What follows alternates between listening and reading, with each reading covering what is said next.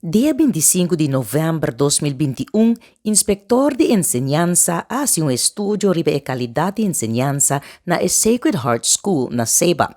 Alguns semanas passadas, o rapport aqui a queda publicar e para concluir que a escola mestrase melhor intento para manejar a qualidade de educação e mester melhorar a parte ng pedagógico e didático. Adicionalmente, o resultado ng de estudante ng abira menos e o manejo de seguridad não recebia atenção com o mester. Estudiante ng tampouco tahay e sostengo ng mester na tempo. Não cumpre com o requisito ng legal tampouco em diferente área, pois, para inspectorado, a qualidade de educação está insuficiente e lo intensiva ng supervisão na escola com visita e luna aqui mês.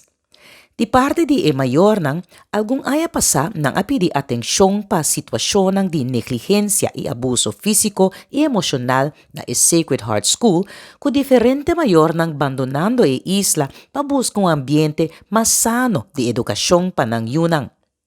E direktiva di escola ay indika kwatra duro pero toch inspeksyon a konsidera ng esfuerzo ng insuficiente. E último aya, estava uno turbulento, pero está usando o rapport para trazer o cambio não necessário. Por exemplo, uma descrição de trabalho mais dirigida para o coordenador de cuido, enseñanza restaurativo e coletar mais data sobre a necessidade individual de cada estudante.